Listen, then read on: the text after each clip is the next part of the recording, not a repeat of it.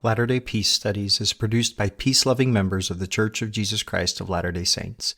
Any views expressed herein are not to be taken as official positions of the Church or its authorities.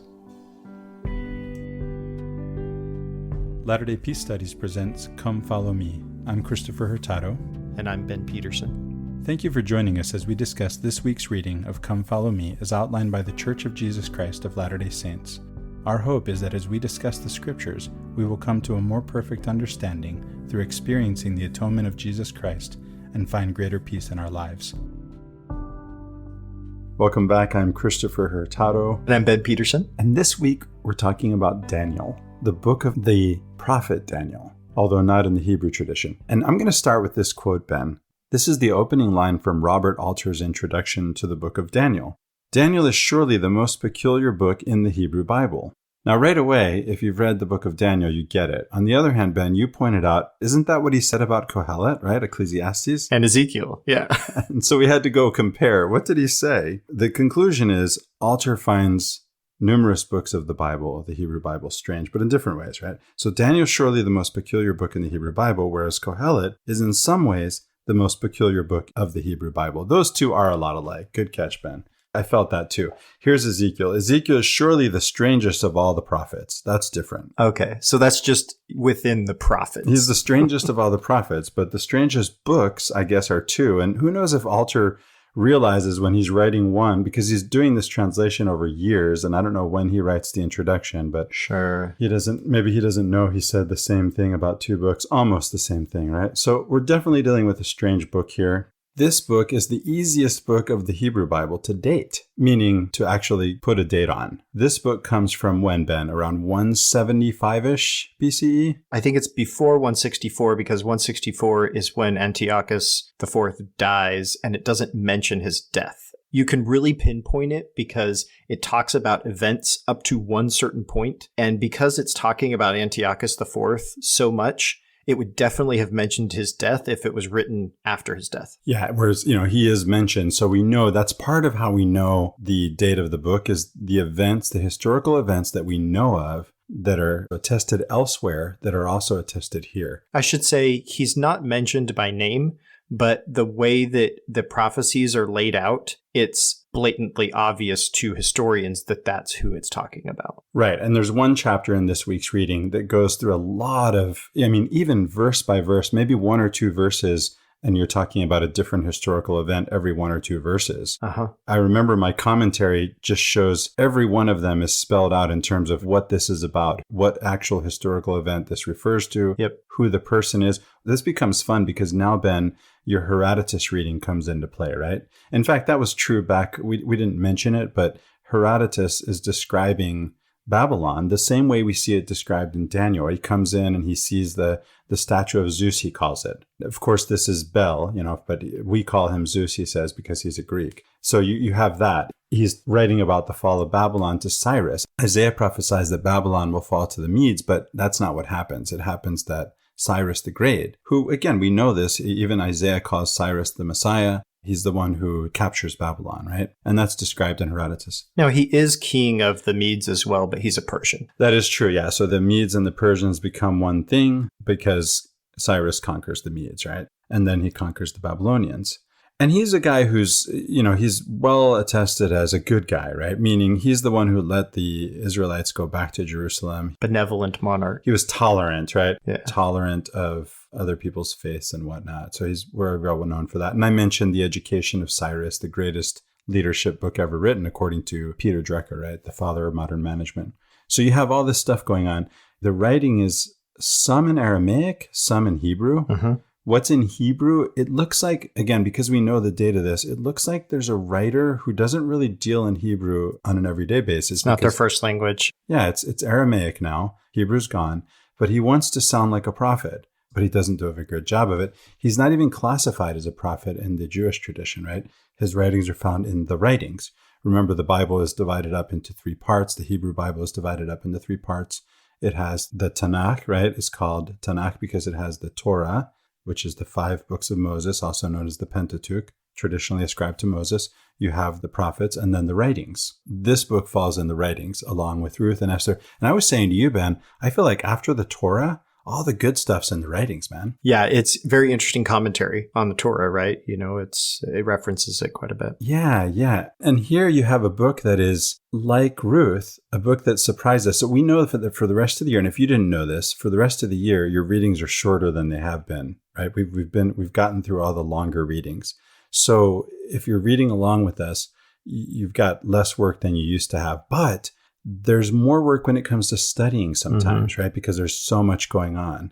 In some ways, since you don't have to spend as much time on reading, you then can spend more time to studying it and realize, oh, there's a lot of depth to this text. Whereas the others, there's probably just as much depth per verse, so to speak, but you can't get in that far because the reading was so long. Yeah, it's so dense. So Ben, the other thing, tell me if I'm reading this wrong. What do you think? It looks like somebody, I can't say the writer necessarily, somebody is trying to make this look like that the prophecies that are given here, the things that are prophesied as coming have already occurred. That much I think I can say, right? So it looks like whoever's trying to make this look like it's older than it is wants us to think that these prophecies were made long ago and now they've come to pass as prophesied, which is different from what happens with Isaiah, for example, at least on a technicality, as you've pointed out. Yeah. Am I reading this wrong? I think that is a good way to see this from like a fundamentalist perspective. Someone's going to look at Daniel as, prophesying these way future events. But again, you can look at the book linguistically, stylistically, and then even historically and see that the one we have is finalized at a much later time than its ostensible historical context. And there's several reasons you can kind of tell this. Right off the bat in chapter 1 of Daniel, there's some major historical errors with regard to dating of events. The names of kings are also probably wrong. Like, it probably wasn't Nebuchadnezzar. It was probably a different king. We'll get to that. The relations are wrong sometimes. Sometimes it says like this king was the son of this king, and that's not exactly correct. The succession of kings and kingdoms isn't always accurate. This is to say that somebody who is putting this together and compiling these stories and then adding to them as needed has access to maybe not completely accurate historical information. Originally, a lot of these stories would have come out of the exile. So certainly we're looking at stories that are as old as the exile, mid 6th century BC. But the bulk of this is almost certainly pseudepigraphal, right? It wasn't written by Daniel himself. If there's a historical Daniel that existed, these accounts probably didn't all happen to him personally, and maybe they only contain some kernel of reality. So like you said, Christopher, it's written partly in Hebrew, partly in Aramaic. The Hebrew writing is probably not the first language of the writer because there's some issues with it. Yeah. And this suggests that the date of it is probably around or during the reign of Antiochus IV. And the reasons for that are that he was the Seleucid king that outlawed Judaism, and he desecrated the temple. And so this kind of made him the object of a revolt, which was the Maccabean revolt. That's where we get like 1st and 2nd Maccabees, the books in the Catholic canon, but not Protestant. That is where we get the Hanukkah tradition, because after the revolt, when they took back the temple, that's when these 8 days of Hanukkah happened. And anyway, that's where that kind of comes from. Yeah, so you bring up some really good points, and they remind me of other points that are related, which, for example, you mentioned the Maccabees that are apocryphal for us, canonical for Catholics. Another reason we know their date is that they look a lot more like other writings from the period that scholars are saying they're from that are extra canonical. Daniel has more in common with apocryphal works and with some of the Qumran scrolls than it has with the rest of the Bible in terms of tone, content, language, specifically some particularities in the language, right, that are theologically significant. Yeah. And as you were saying, Christopher, Daniel's not considered a prophet in the Jewish tradition, but he is in the Christian tradition. And the reasons for this are pretty complicated, but at least in part, they would be related to the references that Daniel has to this, quote, Son of Man. And the Christian interpretations of Daniel imply Jesus from that. And so Daniel also shares many commonalities in terms of apocalyptic literature with the book of Revelation. Exactly. And that's where you and I, Ben, in pre-show discussion in musing over the question, Why is it that this book shows up in the way that it does in the Christian tradition, right? Whether it's its place or its prominence or both. And the answer you came up with really is, well, it's quoted in the book of Revelation. I mean, we see lines here in the book of Daniel that are quoted verbatim in Revelation. Right. The other two things about this book that we haven't brought up yet, Ben, are the two famous stories that are probably what people know best about the book of Daniel is Daniel and the lion's den. That's one. And then there's, if they remember this, that it's in this book, there's Shadrach, Meshach, and Abednego. Yeah. Did I say their names right? Yeah. Well, they're Babylonian names, the Aramaic names. So those two famous stories, if you're wondering if we're ever going to get to those, there's that too, right? And so that also shows us there's sort of a difference between the first and second half of the book. There are these stories that look like they're older, that are brought in, that are reworked, which is something we've seen before. We also have that what would you say, Ben? They're highly stylized characters. They're these pious, lacking psychology, no nuance, right? Cardboard characters, right? When have we seen that before? Maybe the book of Job a little bit. You're talking about just the characters in general, like the king and... I mean, Daniel, Shadrach, Meshach, and Abednego. Yeah, they're each playing their part, right, within the story. They're stereotypical. And again, lacking a little bit in psychology and nuance. They're sort of black and white. Again, for fundamentalists, of course they're black and white, right? But we're not fundamentalists. That's not my experience of the world or of people. When I say the world, I don't mean the world in the pejorative sense as we use it as believers sometimes, but I mean people, including prophets, are people. People are people. Yeah. And so they're typically not black and white. This is one of the lessons that I tried to bring out for my children as a homeschool dad and reading biographies, to realize that there are no good people and bad people, right? There's no person who's all good and no person who's all bad. In our tradition, we say Jesus was a perfect man, and the idea of a perfect man is really important as a model to strive for. I don't know that I'll be a perfect man in the sense that we use it in that way, but then again, if we read this as complete, then that's something that I can strive toward. It's something I can even maybe achieve. But then, of course, as soon as you're complete, there's something else to complete. Well, what does Solzhenitsyn say? He says that the line between good and evil goes right through the heart of every man.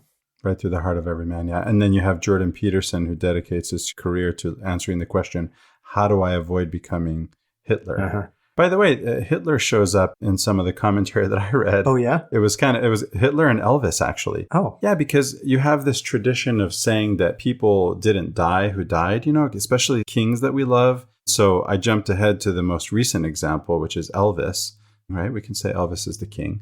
So he's a king who didn't die. Then there's, some people say Hitler didn't die. There's King Arthur from Britain. And others, right? Others in antiquity, including here in the book of Daniel, we see that. What about the 12th Imam? Right, the 12th Imam in Islam, right? Exactly. He didn't die. He went into hiding, occultation, right? He'll come again when the time is right. And Jesus, right? Jesus fits into this category too. He doesn't show up on the list in the commentary, but I think he fits the same category. We got John the Beloved and we got the 3 Nephites. Yeah, so this is a motif. Right, yeah. Exactly. So this is a motif that happens. And there are a lot of other motifs. And something about these stories, too, is highly stylized. So you have highly stereotypical characters, highly stylized stories. They have many markers of being myth. Yeah. So we're back to, we haven't really looked at these kind of writings since, I think, the Pentateuch, right? Yeah, so some of these stories that come in here and then how they're inserted into the historical tradition, so to speak.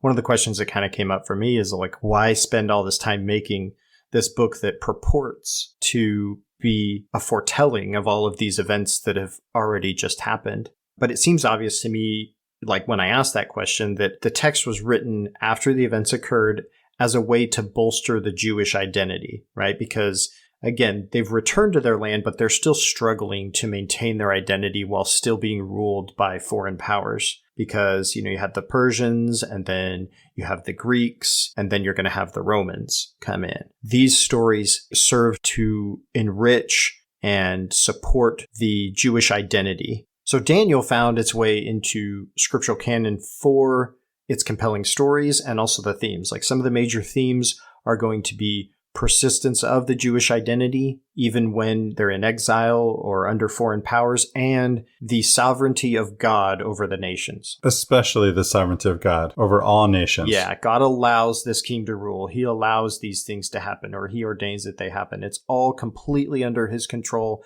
It's just a chessboard. but he controls both sides, right? Yeah.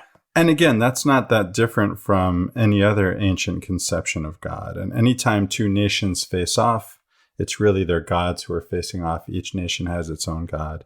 And again, I've mentioned how this shows up in the Iliad. You can see it here too.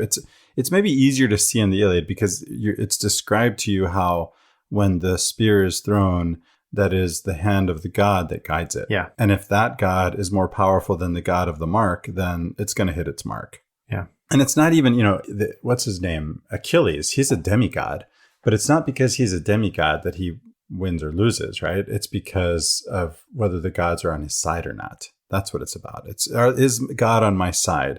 And so when God doesn't win the battle for you, or if you lost the battle, another way to put it, it's because God wasn't on your side. And of course, if you're, an ancient Near Eastern Hebrew or Israelite or Judahite, any of these peoples, you think, we didn't hold up our end of the bargain. We didn't keep our end of the deal. And so now God has abandoned us. Yeah. And now we're in exile. We didn't do enough sacrifices, or we did the sacrifices in the wrong way, or said the wrong name of a god, or something like that. Yeah, maybe somebody was impure. They were ritualistically unclean when they performed the sacrifice. Who knows, right? And this is why, again, we get the Pharisees. You can understand where they're coming from. It's a real anxiety, right? It's a real existential angst that they carry. Although maybe they're not really fully aware of that. That's what's behind it, right? I think at some point it just becomes your tradition, and that's your mode of your religious practice, right? So, Christopher, I already mentioned that right off the bat in chapter 1, we've got some dating errors about the times that these things are happening. And it just kind of points out that whoever's writing this didn't have either very good sources or a firm grasp on the history and names of people. In verse 2, we get this interesting statement here. It says, "The Lord let King Jehoiakim of Judah fall into his power, as well as some of the vessels of the house of God." This actually goes to one of the points of the errors here, because it wasn't Jehoiakim, it was Jehoiakim, who was the son of Jehoiakim, that this happened to. And so already there's just like an error in Jewish history itself, right? This person either didn't have access to the right sources or just wasn't doing it right. In some ways, I might have expected some later scribes to correct it, right? Wouldn't you have, maybe? That's interesting. Yeah, that's an interesting point. Maybe they didn't know either. So some of the things, if I were adding to what I said earlier about what the writer is up to, right, and sort of making this look like it's an older prophecy of future events that have actually already happened. And of course, if you can pass it off as older, then it looks like the prophet actually foretold the events, and correctly at that, right? Unlike maybe the technicality again with Isaiah. So verse 2, one of the interesting things about the wording here, like I said, is the Lord let King Jehoiakim of Judah fall into his power. And so, again, this is central to the theme of the book of Daniel. The Lord is the one either letting or orchestrating events. Not only does the Lord do all these things, but on the other side, again, you have these stereotyped characters, stylized plots, marvelous interventions, as my commentary puts it. God is the one making things happen on the one hand, right, on the one side. On the other side, God is able to do this despite not only is someone bound, but he's bound by the strongest men. You see, those kind of little details, if you pay attention to the text, right? He's bound by the king's strongest men. Right. And so if he can get out of that, well, then God is more powerful than the king's strongest men. Right. Yeah, we're going to see that throughout here. The kings are displaying their power in the most extreme ways possible. And it's nothing to God. God is still more powerful than that. Yeah. And so in many ways, this harks back to Joseph in Egypt. And in many ways, you see that. Oh, tons of parallels here. Yeah. The second part of verse 2 goes, "These he brought to the land of Shinar and placed the vessels in the treasury of his gods." Okay. So the two relevant in this context Babylonian gods we're talking about here are Marduk and his son Nabu or Nebu. Or Nebo. Or Nebo. Yeah. And we have a Nebo in Utah, which is really strange given... Yeah, I'm not sure if that's related etymologically or not. Maybe not, but somebody should have noticed it and not used it. Good point. It's a Babylonian god. Come on, guys. So Marduk is the creator god of Babylon. One of his titles is Baal or Baal. And so we get this within the Old Testament. Baal is often used as the title for this Babylonian god, Marduk. And then he has a son, just like I said, Nebu. And that's where the part of Nebuchadnezzar's name comes from, Nebu. And it also comes out later when we look in verse 6, where you get Daniel and his companions are given new names, and they're given Babylonian names. And some of them relate to Babylonian gods. And then in the transliteration and maybe just the transfer of these names between cultures, there's a little bit of corruption that happens. And we can see that mostly in Abednego's name, because it was probably Abednego. So like the servant of Nebo or Nabu. Whereas Nebuchadnezzar is the son of Nebo, or no, as Nebo, he is the son of God. Yeah. And so Abednego would be, the servant of Nebo, but it becomes Abednego with a G. It just shifts. There's the sound shift to the G. So it's just kind of... That happens. It was just a point I wanted to bring out with the way that the names, sometimes the sounds shift. And so you get these little differences in vowel changes all the time, but consonant changes can happen too. Ben, this may be a good point to introduce the conversation about the names of God. Herodotus, again, he goes and he sees in Babylon the statue of Baal that he says is a statue of Zeus. He writes a statue of Zeus, and then he says, but they call him Baal. Right. Yeah, so for the Greeks, for Herodotus in particular, you have different civilizations, and some may have additional gods, but there's always like this core set of gods that whenever he goes around, he's like, oh, it seems like all cultures worship these same gods. They just call them different things. And that seems to be like Herodotus's approach, that there's the same gods, it's just people have different names for them. And so in Greek, they say Zeus, and for Rome, that becomes Jupiter, which we then say Jupiter. And the etymological root of those Zeus and Jupiter, which are cognates, is sky. Zeus just means like sky, but the implied second part of that is father. So Jupiter means sky father. And that's so interesting to me in terms of what we have for the name of our God, which is Heavenly Father, right? Exactly, yeah, the sky god.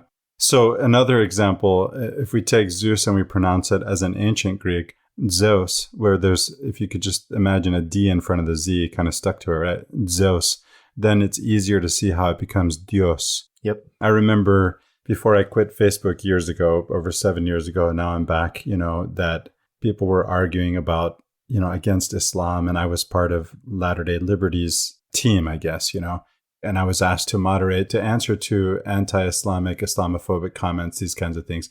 And you got comments where people are saying that Muslims don't worship the same God we worship, right? They worship Allah, and everybody knows, I don't know how they know this, the same way everybody else knows, right? By knowing the wrong thing.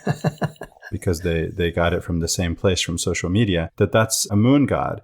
Whereas Allah is just literally the God in Arabic. Right. Al-Ilah. Now, for Muslims, Allah is a proper name, so they wouldn't agree with this, but it looks like Al-Ilah, the God. So not just a God, but the God. And this is the same word that's used in the Bible in Arabic.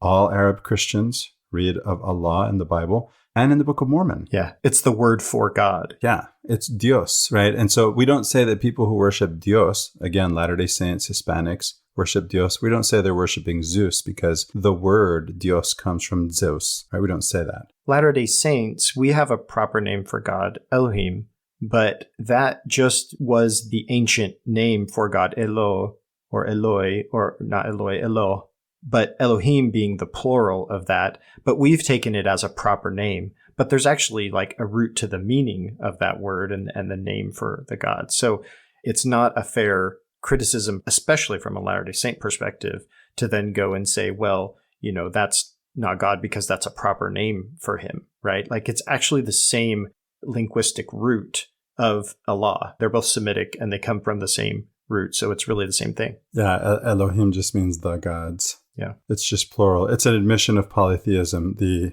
Muslims would know that. Right? Because you have God the Father, his Son, the Holy Ghost. This is considered polytheism in Islam. That brings us to another point, Ben, which is, why does this matter? Right? So for Herodotus, he sees it's a statue of Baal as a statue of Zeus. Same difference, right? But for the Israelites, no. These are foreign gods. Your King James Bible may say strange. Yeah. Right? When saw we thee a stranger? Again, back on Facebook back in the day, right?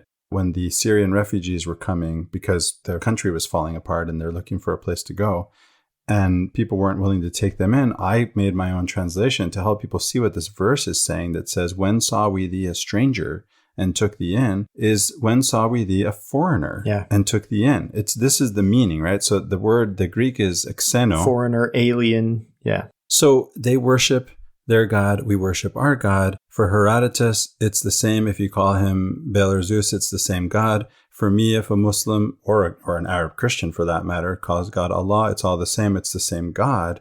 But that doesn't seem to be what we see here in the Bible, right? There's this huge concern, and yet it's not necessarily everybody's concern. We've mentioned this. Among the Deuteronomists and their ilk, there's this concern, and of course the priests especially, we got to do things exactly in the right way and call things by the right name and wear the right clothes and wash ourselves in the right way and do the hokey pokey and you turn yourself around, right? Yeah. But that's not true apparently for the people who are still bringing in the Asherim and they're still doing the things, right? And maybe in their hearts, by the way, they're worshiping the one and only true God by another name. Maybe you are, because now we get into the no true Mormon fallacy, right? There's the no true Scotsman fallacy. I believe in the same God that you believe in, right, Ben? Yeah, well, I mean, yes and no, right? Because that's the question, is what does it mean to believe in the same God? Does it mean, like you were saying, they have the same name? Do we pronounce it exactly the same, or could some phonetic analysis detect a difference in the way that we pronounce the name? Is our psychological or mental conception of God different, and how do we determine that? Yeah, and the name does seem to be fetishized, because you might wonder, well, why does Ben care about the name if it's pronounced differently? Go ask an evangelical on the street corner. You're going straight to hell if you worship the wrong God, by which he means if the God you worship that you read about in the Bible doesn't sound the way that it sounds to him when he reads the Bible. So I had a Baptist neighbor tell me, we go by what the Bible says. And I thought, well, no, you go by what you say the Bible says, and so do we. He probably knows that Latter-day Saints are using the Book of Mormon as a key to interpret the Bible. And so, no, we're not going by what the Bible says, quote unquote, right, in the way he says. But in reality, we all are. And that's the point, that Scripture is not a text, but it's a way of reading a text. Mm-hmm. And we do that in communities. The perennialists will tell you that God is speaking to humanity in different times, in different places, and he rhymes. He doesn't necessarily say the same things, but all the things he says rhyme. I'm saying that. The way that we say history doesn't repeat itself, but it rhymes, this is the idea. Yeah, I think that's a beautiful way of putting it. And so as we go into our own mode of religious practice, all the way into it, we're being faithful to God. But if someone else goes into their religious practice, they're being faithful to God. Now, of course, every religion has their violent interpreters, their fundamentalist interpreters. We're not talking about that, but it's interesting that the closer you get to the people who argue less about theology and worry more about loving other people and being close to God and serving other people, the more they look alike, right? And the less disputes there are. Less contention comes up, yeah. Less contention, yeah. Yeah. And so if you look at mystics, if you look at a Jewish mystic, a Christian mystic, a Muslim mystic, they might differ a little bit in their details, but they all just want to experience God. They just want to sit with God. They don't want to argue about how many people God is or how many body parts God has or what gender God is. They just want to be in the presence of God. I think those are important points. It's not to say that names aren't important, but that they are important within a context. And so, for instance, we use the name Jesus, which is an English derivation of a Greek transliteration or translation of the Aramaic Yeshua, right? Which I'm probably not even pronouncing like a native would, right? So why aren't we saying Yeshua then is the question, right? Well, I know Messianic Jews who insist on using that to refer to Jesus, right? They say Yeshua. That's right. That's the name. And that's their mode. And that's their mode. That's the point I'm saying it's not that it's not important. It is important within that context to be true to the mode, but it's not helpful to objectively insist on that being the only way to relate to God. Right. And this is important for peace, Ben, that we understand these things, that we understand that, as Rumi put it, there are as many paths to God as there are people on earth. So we're not just talking about different religious traditions. We already covered that while you and I may both agree with the articles of faith, maybe we would pass the same Temple Recommend interview. We believe in God the Father and Jesus, his Son, and the Holy Ghost. And yet, what do I mean when I say that? And what do you mean when you say that? And what do other people mean when they say that? We may find out if we look into that, which is, by the way, not even possible. Not possible, yeah. That there's no true Mormon. Yeah. Any more than there's any true Scotsman. There's some overlap, but the circles aren't exactly over each other. Thankfully, God is my judge, and my relationship is with him. My covenants are with him. They're not with you, Ben. Right. They're not with the church. Right. They're with God. Moving into the story a little more, here in chapter 1, right off the bat, we get this story of the food, the king's food being offered to Daniel and his companions. And the food, they're concerned about being defiled by the food because there apparently would be things in it that are prohibited by the Torah. Or the other way that this could go is that their actions in refusing the food are a way of resisting the royal authority and asserting their Jewish identity. Remember, the main theme here, or one of the main themes, not the sub-theme to the God's sovereignty, is the asserting and maintenance of the Jewish identity within exile. Yeah, and it could be both at the same time, right? I don't eat that because I'm a Jew. Yes. Right? I don't go to war because I'm a Christian. I could say that, right? Yeah. Here's a third possibility that occurred to me, Ben. I know that your reading is the canonical one. I get that, and I admit it's possible, even plausible. But here's another possible, if not plausible, reading. What if they just, so I don't know what's in the food. There could very well be something that's prohibited in their dietary law. But what if it's not that? What if it's just, we don't want the sumptuousness and the too much food, right? It's about quantity, not quality. We don't want to eat like a king. So it's about humility, maybe? Yeah, well, that and sort of, it's going to make you sluggish. Okay. Much is made of how virile they are, right? Yeah. So we tie that into what they're eating, and it looks word of wisdom like, or something like that is how we read it, right? Yeah, and that's the next place to go with this. Yeah. At the same time, the spirit of the word of wisdom would be about not eating so much and such rich foods and things like this, eating more, closer to nature and less meat, right? So you can imagine a king's meal is going to have, maybe it wasn't kosher meat. I don't know. Maybe it wasn't sacrificed properly. If it was sacrificed to a foreign god, that would definitely be a problem. Yes. But maybe it's just too much food. Maybe it's just too much meat. I don't know. Yeah. I have cereal in my cupboard called Ezekiel something or other. Because it's this idea of pulse, and it comes from this story. I don't know why it's called Ezekiel. Well, it must be mentioned there too. Yeah, that's odd. But yeah, in the King James Version, it says pulse, which that would be like seeds and nuts. I thought it was interesting in the NRSV, it says vegetables, which the commentator said actually is probably not as good of a translation as pulse, because the word literally just is talking about seeds of plants. Isn't it funny how in your NRSV study Bible, it sounds like you have the same thing I have over in your Oxford study Bible. I'm using the HarperCollins study Bible, same translation, right? NRSV, but you get these comments. We're using this translation, but let me footnote to you that this other translation is actually better. Yeah. Well, then why did you use this one? And another one, I don't want to fail to mention this on this episode. This shows up almost every book, but I think we saw it more this time because of the Aramaic, that either the Hebrew is wrong or the Aramaic is unknown. But even in the books that are written in Hebrew, you get a lot of footnotes that we don't mention here that I'm bringing up now that say meaning of Hebrew uncertain or meaning of Aramaic uncertain. So we're given a translation because we can't leave a blank. It's the Bible. It's funny because if I go read Sappho, I get blanks. Yeah. Of course, a blank could mean something is completely missing, right? You can't make a guess. So, and that is the case with Sappho, right? We're not missing any text here, but if we don't really know what it means, then you should definitely footnote it. And we don't see that in our quad, in our standard works. Yeah. It's implied that the translation is correct. Yeah. Yeah. So it's a good idea to grab a study Bible. Yeah. Not just to have the notes, but to have these linguistic notes, to have a better translation from better manuscripts. We covered all of this in episode, the introduction to the Old Testament. Right.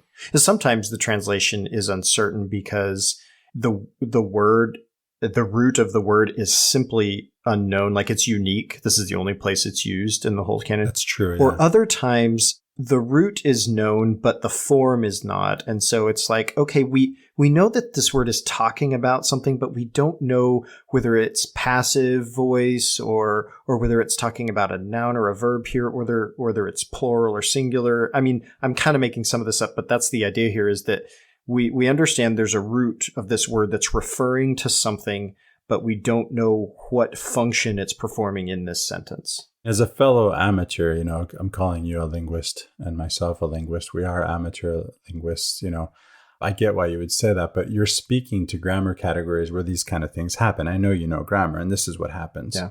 So these words that you mentioned, Ben, that only occur once, they have a technical name, hapax legomenon. You might run into that in your reading, hapax legomenon. It's a word that occurs only one time in the text. And what's hard about those words is usually to get the meaning of a word, if you don't have a dictionary to go to, you've experienced this probably on your own. There are times that you see the same word over and over in different contexts, and you never bother to look it up. And eventually you get a sense of what it means from seeing it in different contexts. That's how it's done when you don't have a dictionary. But if the word only occurs once, so it only has one context, it's hard to determine the meaning. And sometimes theological issues hang on these words, or they're built on the foundation of these words. For example, in the Quran, the Orthodox interpretation is that Jesus was not crucified. The Quran says that they did not kill him and they did not crucify him. And then it goes on to say, but it was made to appear so to them. Well, the made to appear so, that is hapax legomenon. There's no way of knowing that that's the actual correct way to translate that word. We do the best we can in the context. They did not crucify him, but it was made to appear. They thought they did, so it must have been made to appear so to them, something like that. But it turns out that going into that verse further, you find out that they are the Jews, and that's clear from the previous sentence. It's not always clear when I read student papers, but they don't think about whether the they actually came from somewhere or goes back to where it's supposed to go, but it does go back to the Jews. And so they didn't kill him, which means I could now read the Quran verse to say God did, the Romans did, or God did. We all know God is the one who's doing everything. It's a passive verb, then you can throw what other subject you want in there. So yeah. So you mentioned the word of wisdom, Christopher. This story is definitely brought up in Latter-day Saint manuals often as a way of teaching the principles of the word of wisdom. And so, I agree with you. There's some meat on that bone, so to speak, right? Haha. But it's mostly anachronistic. Yeah. The real story, I think, here is about Jewish identity. Right. And it only has a subtext of ritual cleanliness as well. But again, the main theme here... Well, they're related. Yeah. But one of these main themes is their ability to assert their identity. And later, we're going to talk about civil disobedience type of thing. So... Yeah, then there's God's sovereignty, right? Closely related to their identity. We are Jewish, therefore we don't listen to you. We listen to him. And so he's sovereign. You're not. We're not your subjects. We're his. And because we're Jews, Yahweh is our God, not you. Yeah. And you're the son of God. Yeah, you call yourself, right? That's the thing. The son of man thing again that comes up in this book. This is something I thought we wouldn't have to deal with until the New Testament. I didn't remember that it came up here. And again, this is vocabulary. This is wording that doesn't really show up anywhere else in the Hebrew Bible. Again, it's in the Apocrypha. It's here. And it's in the Qumran scrolls. But it's something that we misread because the Son of God that shows up, remember the king is being called the Son of God. Well, this has been done since time immemorial, I think I can say, and it's done at the time of Christ. The Roman emperor is the Son of God. Not only the Son of God, but God himself, God from God. Or maybe he'll become God after he dies. Right now, he's the Son of God. After he dies, he becomes divinized. He becomes the God himself. But he's referred to in that way while living. He's the Savior of the world. All these titles that we think are unique to Jesus, they were given to kings. And so they're given to him as King of Kings, not as a unique figure, right? And so I think there's some conclusion that's missing there. That title, Son of God, is really an earthly title. Ironically, the other term, the Son of Man, is the one that makes Jesus unique. And that's why it's tied into these scriptures, right? But at the same time, it's tricky because Son of Man, if we look at the Hebrew here, sometimes it just says a son of man. And man, remember, is Adam. Yeah. So a son of Adam. Right. This doesn't sound like somebody special. This sounds like every man. So it could be either or both. A Son of Man or the Son of Man. In the New Testament, we get that definite article, and I'll be interested to see maybe if there's some particularities with translation, but Jesus says the Son of Man, and he's kind of referring to himself, right? Well, does he? That's not how I remember it when I looked into the original. I think in John, he says he's a Son of Man. And so we'll get to that. Well, that's right? what I'm saying. Finding that out will be interesting. Yeah, we'll get to that. I didn't think it would come up this early, but here we are. So that's the story that we use within Latter-day Saint tradition a lot of times in connection with the word of wisdom. They're offered the meat and the wine. They refuse, and they're going to have the pulse and the water.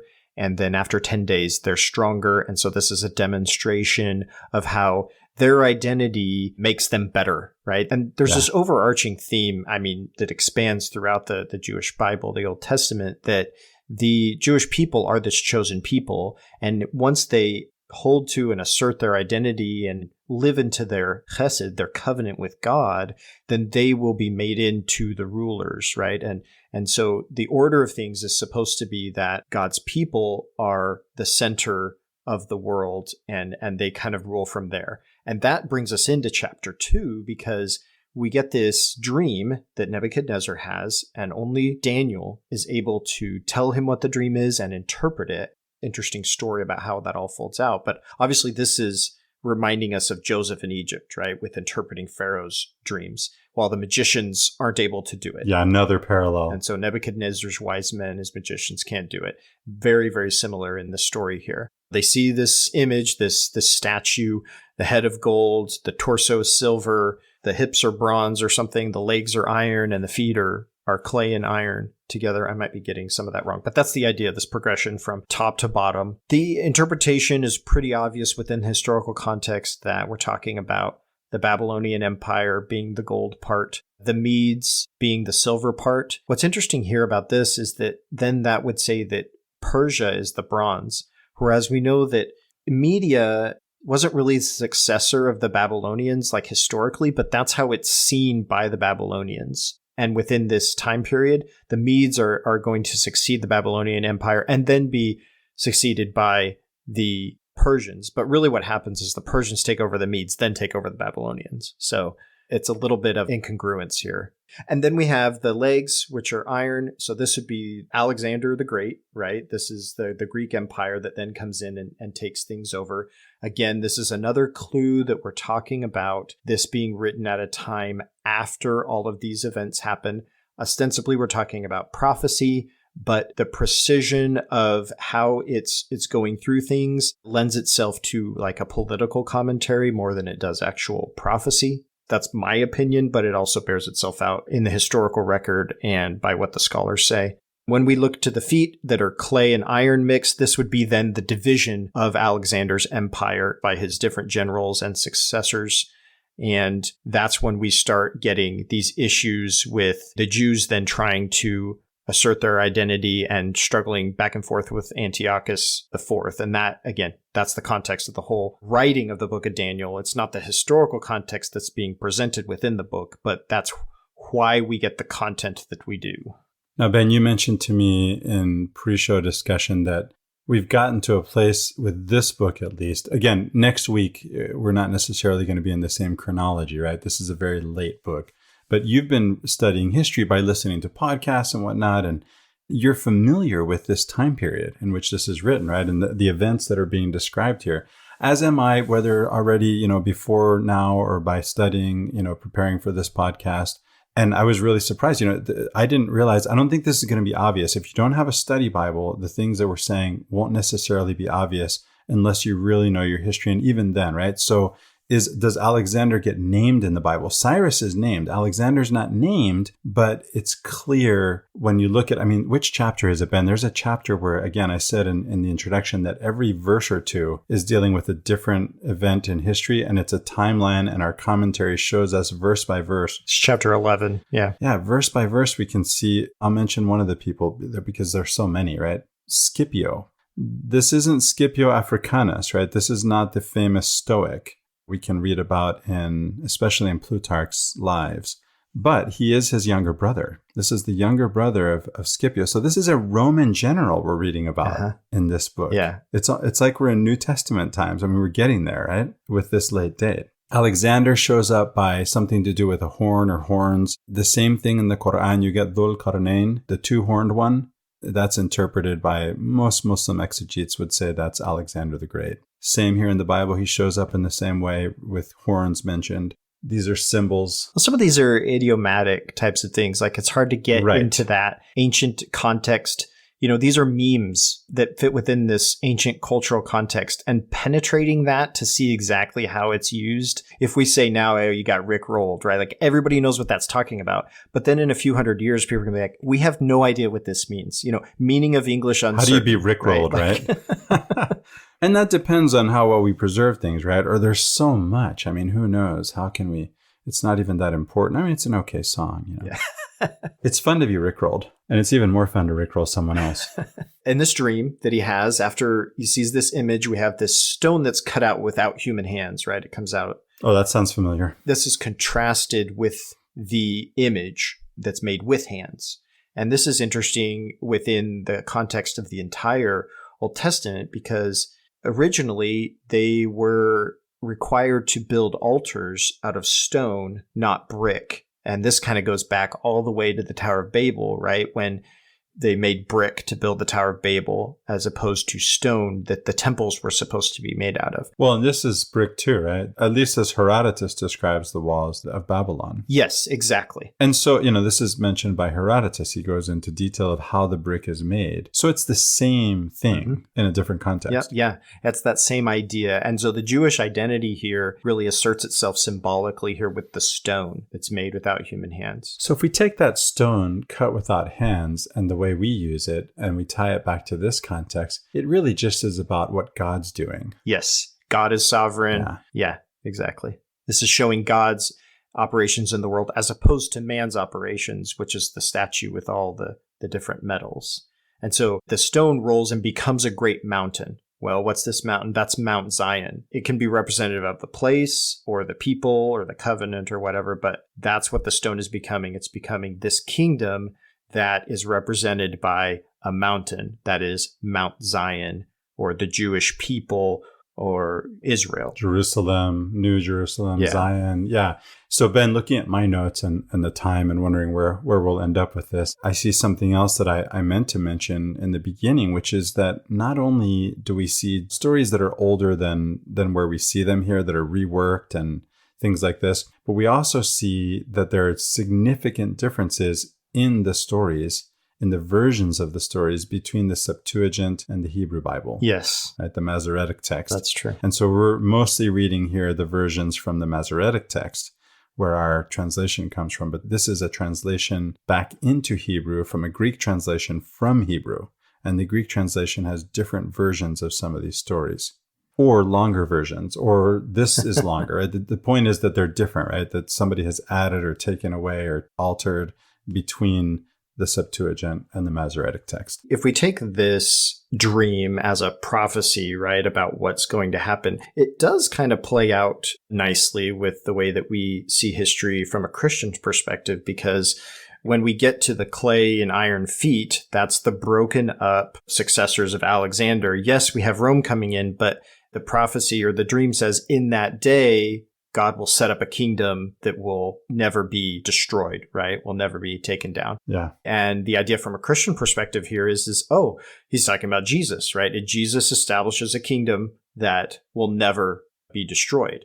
And so, you know, within our Latter-day Saint tradition, we talk about the great apostasy, but within broader Christianity, we are talking about a church or something or whatever it is that Jesus establishes, a kingdom that is never put down. Right. So we just reinterpret it. Yeah. So there's something as a linguistic note I have, Ben, that shows up for me for the first time here in chapter 2, but it's something that occurs throughout, you know, thinking again of broader themes, you know, so there's secrets in the King James Bible that are mentioned that are translating the word that could be translated mystery. Mystery, yeah. Mystery is a loan word from Old Persian, and it means something secret, right? But the point, as I mentioned, as used in Greek, mysterion, right? This is something, it means to close the mouth, right? So you cannot mention it. And so we talk about mystery cults in antiquity, the temple cult. We don't mean cult the same way that it's used today. In fact, the way it's used today has become useless, right? It's right up there with fascism. Yeah. It's just something to call people you don't like. But what we mean is that you had the Eleusinian mysteries, you had other temple cults, you have the Jewish temple cult, and there are things that you learn inside of these cults that as an initiate, when you're initiated, you learn things that you are not allowed to talk about. When you see secret in your King James Bible, this may be these mysteries that we're talking about. And there's a formal prohibition against talking about them, just like we have in our tradition, formal prohibitions about talking about things. But for me, that's a symbolic representation of the actual practical prohibition. And the practical prohibition is the fact that there are certain experiences that you're having of the divine that can't be put into words, like you aren't able to do that, right? These are experiences that can't be expressed linguistically.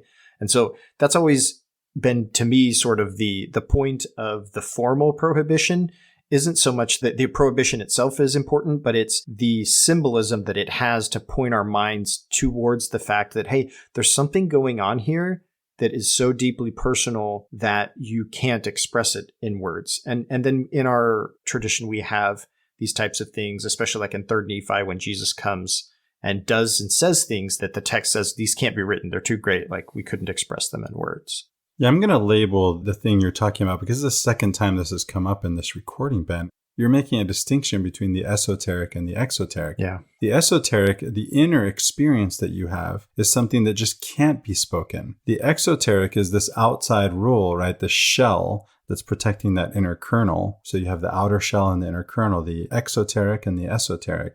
And that's just a rule that says, don't talk about this. But you already knew that because if you're in the experience, you realize you actually can't. Mm-hmm. Another thing that's, I think, worth noticing about this book is it's apocalyptic. Again, that's unlike anything else that we've seen so far in the Old Testament. I know that, the prophets have been read apocalyptically, but we've shown how they're dealing with their own time. And yes, we can read them in other ways too. If we take a multivalence of interpretation as a possibility. But here, this is clearly apocalyptic stuff on the one hand, and it fits in with other writings from the time, from Qumran scrolls, from the Apocrypha, as we've mentioned. But even though it's apocalyptic, if you look at chapter 2, verse 28, you have the end of days. But in the biblical Hebrew, the end of days just means in the indefinite future. Sometime in the future. So it doesn't have to be at the end of history, so to speak, right? Yeah. In the Dead Sea Scrolls, it takes on the meaning of at the end of history. But in biblical Hebrew, it just means at some indeterminate future date. Yeah. We say latter day, right? That's in the name of our church. Yeah. That's more indefinite. Yeah. It is kind of indefinite. Like it could have both connotations like you're talking about. It could be... It implies an end. Well, the end of history, or it could be just a much later time, Yeah. That's a good point. That is something to consider, just like in terms of what it is these are pointing at. Yeah. What the purpose, the intention of the writer of this. Going back to your comments about the 4 kingdoms, right? That shows up in chapter 2, verses 36 through 45. Daniel gives a symbolical or allegorical interpretation that ends up being a political oracle. If you read closely, the interpretations of the dreams don't actually match up with the dreams. They have extra stuff that the interpreter needs to do what he's doing. Yes. That's something you have to read closely to notice. This comes out in the tree one like a ton. Like it's very obvious something is going on with the interpretation that's not going on in the tree. Exactly. But these 4 kingdoms, this is an old ancient Near Eastern motif, right? The idea that there are 4, and the 5th kingdom, that's going to be the one, right? This is going to be now, I don't know, the restoration of the throne of David or something. But the point is you have these 4 kingdoms. It occurred to me that this could be related to, it's a very popular book in Latter-day Saint circles, right? The 4th turning, or even Skousen's, 5,000-year leap, right? And I asked my wife about it because she's read the book. I haven't. I asked if there's a 5th turning, because you can see here there's the 4 kingdoms and then comes the real deal, right? Yeah. So I asked her, is there a 5th turning, even though it's called the 4th turning? And she said it actually goes back to the first again. So it may or may not be related. But I thought I'd bring it up anyway. But it certainly is an older motif. And the quaternality of it, is that a word? There's a quaternity, right? There's a quaternity. There are 4 things. Is very much something that's part of religious symbolism at this time In Christianity, the triad wins out, right? With the Father, the Son, and the Holy Ghost, but it's much more common in religious circles to see a quaternity. And I would argue that with Mary, you complete a quaternity. Well, and we saw the quaternity. We didn't really get into this with Ezekiel last time, Christopher. That's right. But in the chapters where he goes into the design of the temple, quaternity is everywhere. It goes on and on about this, and it's very strong symbolism within that of completeness, of stability, of exactness, things like that. We have that in our symbolism, coming from Freemasonry of the square, right? As of the time of this recording, I have Dr. David Peck, also known as Sufi Al-Hajj Dawood, my Sufi master, scheduled for a Come Follow Me study group to talk about Ezekiel 1 in Sufi terms, and he's going to deal with that quaternity in Sufi terms. There are 4 realms in Sufism, in mysticism. And this shows up again in Kabbalah too. The tree, again, you mentioned, if you're ready to talk about the tree, that's, again, that cosmic tree. Yeah. That symbol of, this place where heaven and earth meets at the center of the world. It's in Jewish mysticism and Kabbalah. It's in, Islamic mysticism or Sufism. Some say commonly Sufism predates Islam. Some say it's part of Islam. Either way. These are perennial traditions, right? These things show up here and there in strikingly similar ways. Remember, we compared the vision of Ezekiel to that of Arjuna in the Bhagavad Gita. You can do that because they compare. Yeah. Chapter 3 is the story of the golden image that they're supposed to all bow down and worship. And the 3, Shadrach, Meshach, and Abednego, won't do it. And so the king throws them in the furnace. And then he looks in there and he sees 4 instead of 3. And so then we get these phrases that are a little bit ambiguous. Aramaic, a son of the gods, or the son of man in like KJV is translated as. And so that article is not exactly clear. But this is one of the reasons that Book of Daniel, gets that Jesus-y interpretation by Christians. There's a theme here of obedience and disobedience that I think is really interesting, because in some of our contexts today, we talk about civil disobedience to an authority that is illegitimate, right? And civil disobedience is a way of displaying that sort of resistance. Here, though, we could apply that to this story, but here actually what's coming out is not disobedience, but obedience to a higher power, right? That's the idea here, is that their identity calls them to something else, to a higher law than the law of the king. And so this story becomes a model for the Jewish resistance during the time of Antiochus IV, like we talked about. This civil disobedience that is, overtly civil disobedient, but the idea is that it's actually obedience, but obedience to a higher power, which necessitates disobedience to the tyrant. Yeah, Riley and I just recorded an episode on our sister podcast on Latter-day Contemplation, touching on the issue of how early Christians felt the same way about Rome. If an attempt was made to conscript them, they would not serve in the military. They answered to the nonviolent teachings of Jesus, not to the violent call of the emperor. So we start seeing some of the seeds maybe of that mindset and idea here within Daniel. Yeah. This is the chapter where I mentioned in the introduction that we can read about in Herodotus, right? And also in Diodorus Siculus. He's another ancient historian. We could read about this gold statue of Zeus or Bel in Babylon and other things. Shows up in Isaiah 40, Jeremiah 10. There's also that it's built in Dura. And I just wanted to point out that Dura in Aramaic and Duru in Babylonian, it just means fortress or city. It's one of those names that doesn't actually tell us anything. It says, this is located in Dura, but Dura just means it's located in a fortress city, right? Or behind a city wall, right? A fortress. The idea of burning people in a furnace is not really attested in this time period. It is common to execute people by burning them, but in an open fire. I think, the furnace is one example of the many hyperbolic story-like elements that we see here that make this more clearly folktale. If you're looking for a way to not read this literally, this helps. That there's the repetition, it's highly stylized, the stereotypical characters, the hyperbole. And this is one example of hyperbole, right? It's not just an open fire, it's a furnace. And it's not just a furnace, they're going to make it X times hotter than usual. We're not just baking clay here. We're, making an example of these guys. Yeah. And of course, in the storyteller, this is not just, that hot. It's this hot. And God is above and beyond all of that. Yeah, everything's over the top. Yeah. Everything's over the top. Yeah. So, but God is above all of that. Yeah, the people that put them in even die, and they didn't even get, didn't even get in the furnace, and they die. Well, I mean, you wouldn't. It's weird that it's mentioned that they're wearing clothing, and you would burn hotter if you had your clothes on. But I think at the intensity of the heat that we're talking about in this furnace, you don't even get inside before you're consumed by the heat, right? You would ignite and combust and burn up before you even got inside.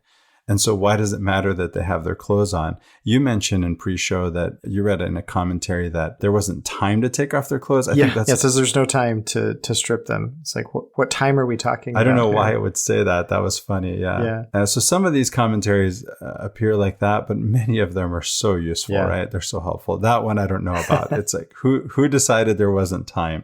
I want those guys in the furnace now. Can we take off their clothes first? No. And that's not written anywhere, but the commentarist knows it. I don't know. Yeah.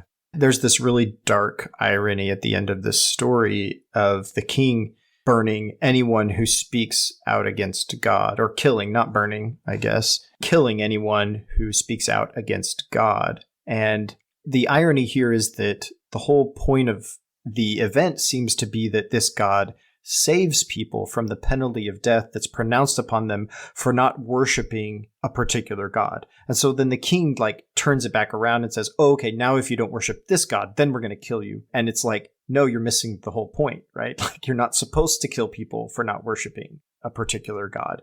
But the story, the whole idea here doesn't seem to change the custom or the idea of the king. Now, I say custom, but like you were saying, Christopher, there's actually, not only is it not really attested that you would burn people in a furnace, but the idea that you would burn people for religious heresy or blasphemy wasn't really a thing in Babylon, and especially in Persia, until Antiochus. Antiochus does this. Again, that's what makes this story so interesting within the context, because it's like, okay, all of these things are happening that Antiochus did to people. And then they take these and they put those back into this historical context, because that's really where the writer is. Yeah, I was reminded, it's not just that his bad Hebrew gives him away, right? I was reminded, I was reading an essay by Tiago Forte, who put out recently Building a Second Brain in book form. He had a course before that. He wrote some essays, I think he called them Praxis, a series of 4 Kindle books. And he mentions that he read some hundreds of sci-fi novels and was giving some lessons, from that reading. And one is, you really can't predict the future because you don't know what kind of things are going to show up that change everything. Yeah, butterfly effect. Yeah, the author gets caught in this, I'm going to call it a fib, right?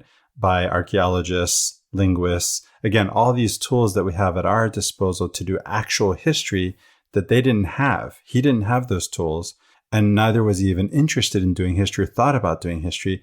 That's not what the Bible's about. It's not about history the way we do it today. I have some other thematic elements here that I want to point out, again, that show the folkloric nature of this story, right? The furious rage in 313 is a very stock motif. It shows up in Esther and Maccabees also.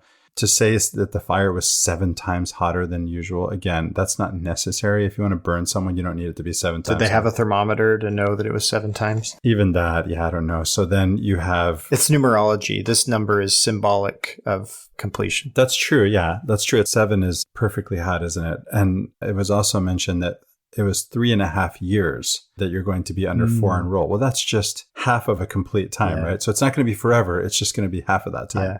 You have in 320 the strongest guards I mentioned earlier. Even the strongest guards can't go up against God, right? The tunics and garments that I mentioned earlier show up in 321.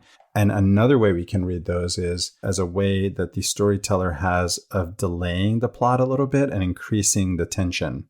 If I stop and talk about clothes, right? Yeah. I'm delaying the tension. I'm increasing the tension. I'm delaying the plot, right? Good storytelling. Yeah, it's good storytelling.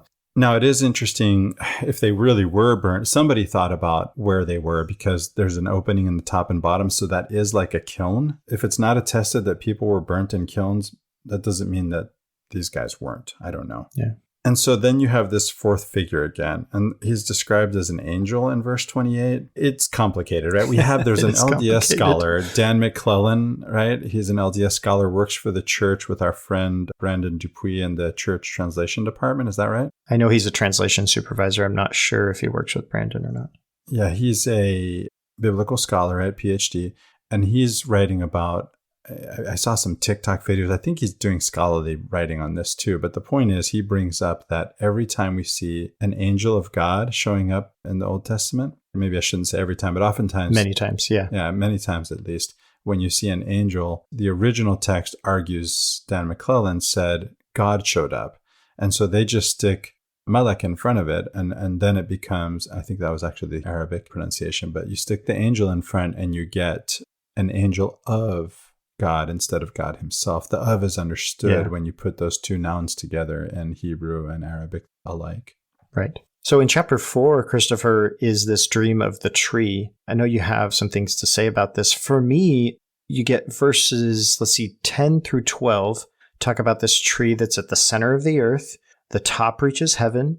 It provides food for all living beings who are fed by the fruit of this tree. And to me, this just seems like an obvious symbol of the divine feminine. Now, I know that that's probably couched in a lot of my cultural context, or maybe not cultural context, but just like my religious thought patterns over the past several years and all that we've talked about with Ashada, Ashadim, and Nephi, and the symbolism of trees and everything. But to me, again, it just seems so obvious. Oh, yeah. And what happens strange in this dream is that starting in verse 13, it just takes this total weird turn, and it turns into an interpretation that seems doubtful. Like the tree turns into a person that then gets a different brain and goes into exile. And it's like, I don't know what happened to this dream. I've had weird dreams. Everybody has weird dreams that do weird things and take weird turns, but there's just no consistency to it. And for me, and I didn't see this in the commentary, but for me, it looks like 13 and after for this vision is some sort of addition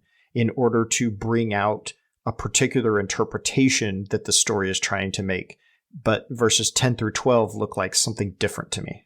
Here's what I can say from my study. First of all, this chapter is different from the other chapters 1 through 6. Yes. It's significantly different. When we get to verse 13, what I've found is you get this holy watcher, literally a watcher, a holy one. Well, okay, what is it? That's the question. Right? It's a watcher. This watcher term doesn't show up anywhere else in the Hebrew Bible. This is the only biblical occurrence of this term to designate an angelic being. That's a quote. It shows up in apocryphal books, though. It does. It shows up in Pseudepigrapha. It shows up in the Dead Sea Scrolls. It's in 1st Enoch, Jubilees, the Genesis Apocryphon. So again, that helps us put this book in that context. Yep, that's true. By the way, the stump and root. So you said I would have something to say. Look, I have lots to say about sacred trees, the cosmic tree, the divine feminine. I'm planning on discussing this in Come Follow Me study group. I'm going to wait. I may even reread after reading 4:15, right? You have a stump and roots. This implies some kind of regeneration. I was reminded of some writings of René Guénon and other Sufi perennialists, and I'm going to again invite Dr. David Peck to join us. Otherwise, I will have plenty to say myself on the symbolism of these visions.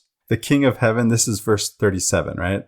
The only occurrence of this epithet, King of Heaven, in Daniel or in the Hebrew Scriptures. I know that the term King of Heaven only exists within the Hebrew Scriptures. In Daniel. Okay, I thought it existed elsewhere, like Ezra, Nehemiah, and stuff. But my understanding was that it doesn't exist outside of the Hebrew Bible, like within ancient texts. But we do get things like the Most High. That is attested in other ancient texts, but the term King of Heaven is only within here. But I think it's in other places besides. Only in Daniel, according to my study Bible. Okay. But there is imagery that compares, they say, in Deuteronomy 33:26, and terminology that compares in Genesis 24:7. Okay. But not the exact phrase, right? So the only other thing I want to say about 4 is verse 22. And this is Daniel speaking to the king about the interpretation. He says, "It is you, O king. You have grown great and strong." Right? I love how the interpretation is, it's you. And isn't the interpretation of things always, it's you? It's about you, right? Like, you're so vain. Well, there's no other interpretation that's personally meaningful. Exactly. I told my analyst one of the silliest things I've ever said, right? I said, I just want to point out that the things that I'm telling you about my experience, this is just my experience. I don't know what other people are thinking. I'm just telling you what I think. That's all we're there to deal with is my experience, right? That's the purpose of analysis. Yeah. As if there was another question anyway. Yeah, that's all implied. And that's all I can know, right? How could anyone know? He said to me, he said, is there anyone else who thinks like you? Have you found anyone else who thinks like you? No. Well, there probably isn't, right? And that's true for all of us. Right. No true human being fallacy? I don't know. In some sense, we're all alike. In another, we're so different. Well, that's the idea. Jesus is the true human being. That model, that perfect man. Yeah. Properly understood, as a model, it can be really powerful, right? As an idol, I'm not sure it's useful. Yeah. Again, it's idolatry. It's the same problem as always. But as a model, very useful. Yeah. Something I may not be able to attain, but is worth striving for. All right, chapter 5, we have the writing on the wall. This is alluded to even within our language. This is the writing on the wall, I think, right? When people say we see the writing on the wall, Isn't this what this is talking about? Sometimes it's the words of the prophets written on the subway wall. Yeah, that's right. Simon and Garfunkel, of course. Exactly. The context of this is that they're all partying and drunk, wine, and who knows what other substances might be involved. I just think it's interesting that the king, after he's under the influence of alcohol and who knows what else, sees the fingers of a human hand appear and write something on the wall. Like, this seems to be a hallucination. And maybe this is another way that these sort of revelations happen, not just by dreams in the night, but also by, chemically induced hallucinations. I don't know.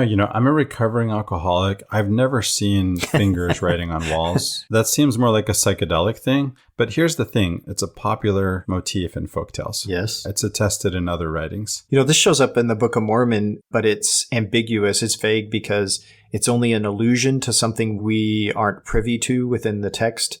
There's a part in Alma where Amulek gets up and he says, I'm a descendant of Aminadab who interpreted the writing on the temple wall. And it's like, we don't know what you're talking about, Amulek, but the people that you're talking to apparently do. I have a linguistic note. In the King James Bible, we read of scarlet, right? And there are times where scarlet translates a Hebrew word that means scarlet. There are other times, as in the book of Daniel, where it's not the same Hebrew word that translates scarlet, and the King James translators still give us scarlet where they should be giving us purple. And purple is this sign of dignity or royalty. And the reason why only royalty wore purple, I mean, the Roman senators had a purple stripe, but they didn't wear all purple, is this purple dye that's used to make clothes purple, not in our day, but in that day, could only be found in this little shellfish in North Africa. Phoenicians had it, yeah. You had to squash a lot of little shellfish to get the purple dye, a lot of it. And so a lot means expensive, right? If it's something that's rare, if it's something that's, you have to get this teeny tiny shellfish and just to get a little bit of purple out of it, and you need enough to dye clothes, then guess who gets to wear those clothes that are purple? The king. Yeah. Royalty, dignity. Maybe you get a stripe on your tunic if you're a senator, right? So the words that we see on the wall here are written on the wall. Mene, mene, tekel, parsin. It's a riddle, and it's interpreted by Daniel as meaning a particular thing. But the words just mean like counted, weighed, and divided. And it's just 3 words. It's not clear to me why mene is spoken twice. Maybe you have something to say about that, Christopher. Oh, it's interesting. I'm comparing, what you're saying with what I have in my notes. My understanding is that mene sounds like to number and tekel sounds like to weigh. These are puns. Okay. And peres sounds like to divide. There's also a second pun there, which is fun because it's a pun on the Persians. Well, there definitely could be puns going on here that are a little hidden from us because of the language, Aramaic. Right? But Daniel interprets these words and then sort of pulls a narrative out of them. This is what's happening with these seers, with these dream interpreters, right? You get a small set of things and then this whole narrative is then sort of pulled out from this. Oh, so it's the interpretation that's doing the punning. Yes. So here are these words. He takes puns so that he can then make it about what he wants it to be about, which is political. I get it. Yes. But it's just good stuff. It's just these 3 words, or, mene's spoken twice, which is not clear to me why. Okay. So they're enigmatic otherwise, right? Unless you have someone to tell you, oh, this represents this, which I'm doing by way of a pun. Exactly. If I'm Daniel. You know what the words mean in and of themselves, but you don't know what it means, right? Okay. So the words are known. It reminds me a little bit of the mysterious or enigmatic letters that appear at the beginning of some chapters or surahs of the Quran that no one knows what they actually... I mean, we all know Alif, Lam, Mim are 3 letters of the alphabet, but they don't spell anything and we don't know why they're there. Yeah. So are you saying these words were known? Because they could be known and we still go to a pun to interpret them politically, right? It's true that it's a little unclear whether the text that was used to write was a known text or if this was like some, like heavenly text that only Daniel knew. To me, it seems more like No, I mean, it was readable. You got the translation, but you didn't have the interpretation. Yeah. And so Daniel comes and interprets this. And one of the things that comes up interesting to me is in the difference between the KJV and the NRSV of this, because the last word the NRSV says is parson. In the KJV, it's spelled Upharsin. And when I was listening to it, they pronounced it Upharsin with the PH, like the Greek PH.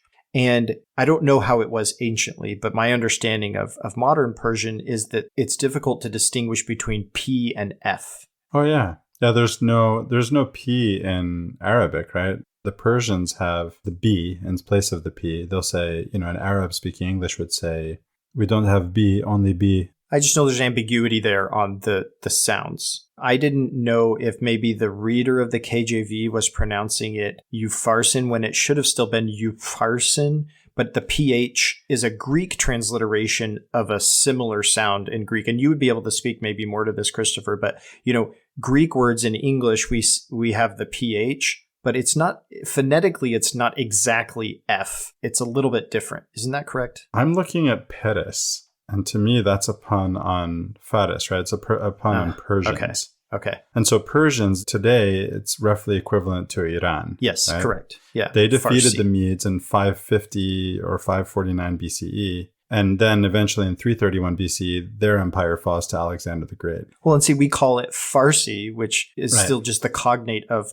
Persian, Parsi, right? And again, that's the confounding of the P and the F there. So. Right. Yeah. Farsi is just Persian for Persian. I don't know why we say Farsi. We don't say I speak Castilian. We say I speak Spanish, right? Yeah. And here, by the way, Darius the Mede, right, is mentioned in verse 31 of chapter 5. There's no such historical figure. So Babylon, again, is conquered by Cyrus the Great of Persia, not by Medes. And despite what Isaiah says in chapters 13, 21, 50, 41, even Daniel 9, there were 3 kings of Persia with the name Darius. Well, sometimes these sort of things get confused in historical records. I mean, because people start calling the other by a wrong name sometimes, or maybe Sure. not a wrong, but just from their perception. For instance, I know that Amish call anybody that's outside of their community, they just call them English. Oh, yeah. But we don't refer to ourselves as the English, right? We're not English, we're American. Yeah. And so sometimes there's this confounding of peoples when one kind of goes into the other and they identify with themselves differently than outsiders identify them. So Sure, the Persians conquered the Medes. They subsumed them, right? I remember the first time I was called a gringo by a Brazilian. I was aghast. I was just beside myself because as a Hispanic, I call Americans gringos. Yeah. And I was being called a gringo when I'm Hispanic. That's because gringo for a Brazilian means anyone who's not Brazilian. yeah,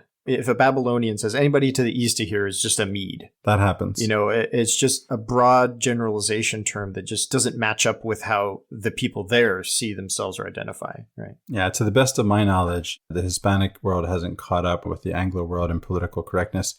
We still call Asians chinos. Okay. It doesn't distinguish between anybody. It's just Chinese, right? Right. This is obviously not an academic way of dealing with things, just the way people talk. Chapter 6 is the story of Daniel in the lion's den. One of the interesting things in here is that we see Daniel praying towards Jerusalem, right? So this is the first example I saw of a Jew in exile actually doing 3 daily prayers towards Jerusalem. The idea is it's towards the temple.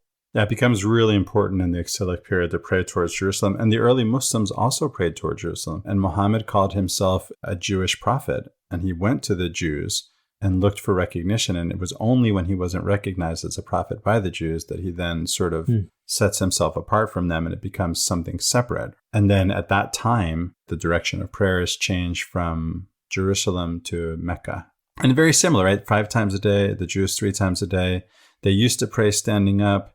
Now they're praying in a little more secretive way, right? Here, Daniel is on his knees, which is interesting. Yeah. So everybody knows the story. There's this decree that anybody who makes a request of anyone but the king within a certain period of time, which is not clear to me. This seems a very contrived story in some ways, right? There's maybe some kernel here, but there's a lot of things about this that are just stylized. It's a legend. Yeah. And so they find Daniel praying. So he's making petition to somebody other than the king, and they got to throw him in the lion's den because that's the law, even though the king doesn't want to. And this idea that the law law of the Persians and the Medes, right, is unalterable. This is an assertion by these Jewish writers that we find in the book of Esther and other places that isn't attested historically. It's just some interesting way that they viewed it or made an assertion about their culture and society that didn't play out historically. Yeah. And this story in verse 22, I found a footnote in my HarperCollins Study Bible that actually backs up Dan McClellan, what I was saying earlier about Dan McClellan. Post-exilic Jewish writers increasingly depicted divine human encounters as mediated through heavenly beings. Therefore, there has to be an angel. It can't be God who appears. It has to be an angel of God. And so all of those instances of perhaps God appearing earlier in the Hebrew Bible could be, again, by these Deuteronomistic reformers, by these post-exilic redactors. They may have wanted to change that from God appeared to an angel of God appeared. That's possible. And that's theological, right? That's, again, theological. You can't see God in their conception of God. So it couldn't have been God. It has to be an angel of God. So here in the book of Daniel, we have the first time that angels are actually named. We get Gabriel and we get Michael. Michael in the Latter-day Saint tradition is identified with Adam, the first man, and also this term Ancient of Days is identified with Adam by Joseph Smith. And so all of these terms kind of get wrapped up into one. And this, with a lot of other things that go on in the book of Daniel, as I was reading through it, I'm seeing, hey, the religious mind of Joseph Smith seems to have had a powerful impact from the book of Daniel here. Or, I would argue, the Apocrypha. Yes, that's a good point. Right? Again, these themes are very similar to the Apocrypha, especially the Book of Enoch. We know about Joseph Smith and the Book of Enoch. I say the Book of Enoch. There's no such book. The books of Enoch, right? Well, the Book of Enoch as sort of this abstract idea, but then we have all these different versions, so to speak, right? Exactly. Yeah. So it's like saying the Bible. There's not the Bible either, but we still talk about the Bible. So this is Cyrus the Persian, right? Cyrus the Great as the one that we get here in chapter 6, who's going to allow the Jewish exiles to return home in 539 BCE. It is noteworthy that he has this kind of religious tolerance, you know.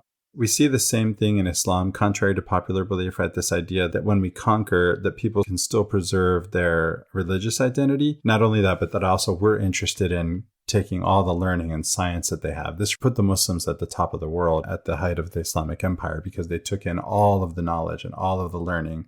What is it we say in the Doctrine and Covenants? They were seeking out of the best books, you know, wherever they could find knowledge and learning. And then the Prophet Muhammad said, lost knowledge is the property of the believer. I believe we get something just like that from Joseph Smith. It's something similar, right, in spirit. Seek knowledge even unto China, says the Prophet Muhammad, right? Same idea. Well, Ben, in the interest of time, we've covered most of the major themes. We've gone into some detail in some of these chapters. Is there anything more that you really want to bring in from the latter half, the second half? And it really is a little bit different from the first half. There's so much to be said. Yeah, there's some different things going on. I mentioned that a lot of the stuff here, I see similarities to Joseph Smith's experience and religious articulation. There's a lot of things here, and you said you made a good point that has a lot to do with the broader apocryphal text in terms of those types of experiences. It's interesting, Ben, because the Apocrypha get left out of the King James Bible around the time of Joseph Smith and the time that he's flourishing, let's say. Yeah. A lot of Latter-day Saintism is built on material that comes from the Apocrypha and from other writings that influenced Joseph Smith that then aren't part of the canon. Right. And that's just interesting to me. Yeah, but their ideas find their way into our canon anyway. Right? That's right. You know, we mentioned chapter 11 is kind of this prophetic history lesson that culminates with the rule of Antiochus IV, right? Just get yourself a good study Bible and learn just lots went of through history. it. It was so interesting just reading through history. Alexander the Great, the Ptolemies, the Seleucids, Antiochus, this Roman general I mentioned earlier, Lucius Cornelius Scipio, they're all there. Yep. Not mentioned in the text. Not by name, but these are definitely who they are. Biblical scholars have been able to match these up with historical figures, Yeah. And some of them are, not by name, but they're still really clearly, like Alexander the Great, right? Some of these you're arguing based on what the Bible says happened, and we know that something happened over here in history, and we know the name. Others, Cyrus is named by name, and Alexander's not named by name, but The references to the horns make it clear that it's Alexander, just like in the Quran. There's so much going on historically in this chapter. Yeah. Edom shows up, Ben. Again, Edom does. Always Edom. I mean, sometime at the end of this year, when we're finished podcasting on the Bible, I just have to look into Edom more and try to understand, what is it with Edom? The people east of the Jordan, right? The people of Edom, I think we can relate them to, again, if we're talking about somewhere east of the Jordan, it's probably maybe the Nabateans, maybe in Petra. I was going to say Nabateans. I mean, the idea here is that there's redness going on, and Esau was red hair. But then when you go to Petra, it's like all the rock is red. The rock is red. Same with Wadi Rum, right? This is the redness of the area. And so it's the land of redness, right? So yeah, that's interesting. Yeah, and interestingly, there's cutting edge Quranic scholarship that says that the milieu of Muhammad and the Quran is not Arabia, but Petra. You know, so that's highly controversial, but interesting. Yeah. Chapter 12 posits itself as saying, hey, this is talking about some ambiguous, distant future time, right? This is end times. We said, well, this could be end of history, or it could be just far in the future. And this is sort of tongue in cheek because it's so obvious that it's talking about the here and now, that it's sort of a political point of saying, oh, no, I'm not talking about now. I'm talking about something way in the future, you know? So don't burn me at the stake for what I'm saying, because I'm not talking about now. Yeah. And this is super important because, like Revelation that quotes it, it could very well be political commentary, a form of parody that's trying to disguise itself, you know, that has plausible deniability, put it that way. That's exactly what the book of Revelation is. I'm very excited to get to that when we do it in a year. So it's fitting that book quotes this book, because they're both doing the same thing. And it may be that the ancient authors of the book author of the book of Revelation knows that about the book of Daniel. Oh, yeah. And is therefore very much consciously following in the same model. There's something right away in verse 4 that I want to bring out, Ben. This is one of those translation things that I think is just huge, because you get in the text that in the Hebrew text that knowledge shall increase. Yes. But in the Greek text, it's evil that increases. Yes. Well, which is it? Because for me, knowledge isn't an evil. Right. It's a good. And in fact, by the way, I'll mention, I'm going to go back and pick this up. I didn't mention that another comparison between, you know, this story in Daniel that we compare with the word of wisdom is that wisdom is mentioned, right? That because of not only do they have vitality, but wisdom, the people who eat pulse, right? Yes.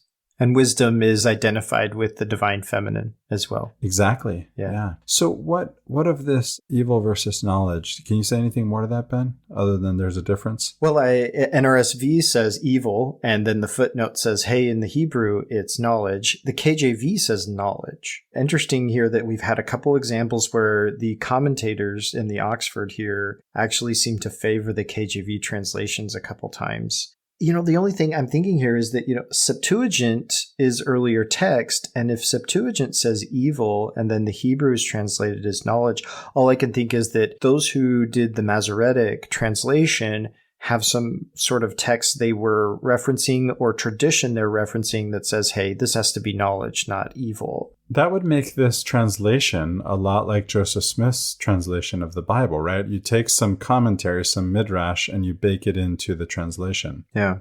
I think that there could be a cultural context in which knowledge and evil could be conflated, just in terms of saying, hey, if someone studies to get knowledge, they are likely to use that for evil purposes. What do we have in the Book of Mormon? You know, to gain knowledge is great. To be learned is wise if you hearken to the counsels of God. Yeah, so some people, because they're learned, they think they're wise. In other words, they're not looking to God for wisdom. They equate their learning with wisdom, and therefore don't look for wisdom to God, to the source of wisdom, right? You know, if I can back up to verse 2, Ben, there's something interesting here, because my understanding is that ideas of an afterlife of the soul, not of the body, because we have Sheol. People go down to Sheol like they go down to Hades. But this is a bodily experience. This is an afterlife that's not really a disembodied soul or something like that, or something that where the soul lives on. But we do get hints here. My understanding was that doesn't show up until, you know, the Pharisees, the time of Christ. But look at, you know, Isaiah 26:19, that came up then. Ezekiel. Yeah, you have an implicit worldview that divides between saved and damned a little bit. And you have the land of the dust, that's probably Sheol. I don't know what it says in King James. It's in the dust of the earth, which is literally in the land of dust. So that could be Sheol, right? But then you do have people rising from the dead. Something's going on, right? We're getting the beginning of this idea. So the Oxford commentary on this has something interesting to say that I hadn't really considered in terms of resurrection. It says, not all the dead will be resurrected, but only the righteous and the unrighteous who have not yet received appropriate rewards and punishments. In other words, this isn't talking about a universal resurrection. Rather, it's talking about resurrecting people who were good, but didn't have justice happen to them, right? They didn't have good things returned to them. They're going to be resurrected so that that can happen. And then the people that were bad, that didn't get their just deserts, they're going to be resurrected so they can be punished. I just thought that was an interesting way of taking this verse, right? Yeah, and if you're not a true believer, it sounds like wishful thinking, right? Yeah. You can see where people would say, oh, I wish it were so, and therefore I make up that it's so, right? That's one way of looking at this. Right. We're saying, our tradition is saying, no, there really is life after death. And that makes all the difference. Now, what's different about our tradition is it's not all about what happens after you die, right? Joseph Smith said that the purpose of life, not just afterlife, right, is happiness. And that if we follow the principles that he teaches, that they bring happiness in this life and in the life to come. Yeah. The afterlife is a continuation of our existence. It's not necessarily something different. We have in the Book of Mormon, hey, the way that you think about the world, the same spirit that inhabits your body now will inhabit your body then, right? So it's about who you've decided to be right now. And that is also who you'll decide to be then. It's not like you're a different person all of a sudden. So the last thing I wanted to share, Ben, is just I'm going to read verbatim here a quote, from a footnote, right, from my HarperCollins NRSV Study Bible that speaks to what you were saying about how the author doesn't know his history, right? The contradictory numbers, because that's what we're getting here in verses 11 through 12, the contradictory numbers reflect an attempt to recalculate the time of the end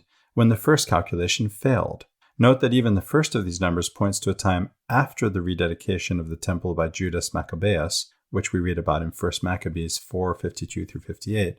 So the author evidently did not regard that as the end. The end. We'll just leave it there. Thank you for listening. Please like and subscribe. If you have comments about this episode in particular, it's always posted on Facebook. Each episode is posted on Facebook. And what's our Facebook page and group? The Latter-day Peace Studies Nonviolence group. And then, of course, on YouTube, you can comment on this episode. If you have comments about the podcast in general, again, you can make those with your podcast software. What is it? The app that you use to listen to the podcast, which my favorite one is Stitcher, but Apple Podcasts is a great place for you to leave us a review, even if you're a Stitcher listener. It helps bring the podcast to the awareness of others. And if you have questions, comments, thoughts, feelings to share, again, that's one way to do it. Another way is to show up Sunday mornings. There'll be an invitation posted every Sunday morning right before the meeting starts. It starts at 8 a.m. Pacific. You can come discuss with me the week's reading from 8 to 9 a.m. on Sundays. And the link for that is posted on Facebook. If somebody's not on Facebook, just email us, latterdaypeacestudies@gmail.com, and we'll get that to you. Christopher, since we last recorded, I did finally look into, it wasn't difficult, but I finally looked into getting our podcast on Amazon Music, which means Audible as well. So both of the Latter-day Peace Studies podcasts, Come Follow Me and Latter-day Contemplation, show up on Amazon Music and Audible now. So that's a great place for people to get it as well. And you can leave a review there too. Great. Also, thanks to the volunteers. All of Latter-day Peace Study is a volunteer effort. Ben, you and I are volunteers. We spend, 20 hours a week preparing to podcast, a couple of hours on the mic. You have podcast editors. You have Kyle and Michael. You have people working behind the scenes already to prepare for a retreat next summer. Tom Vogel's working on that.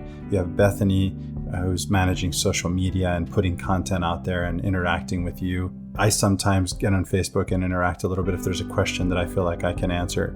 Bring your questions, bring your comments, bring your thoughts and feelings and share. Thank you for listening. Yeah, thank you.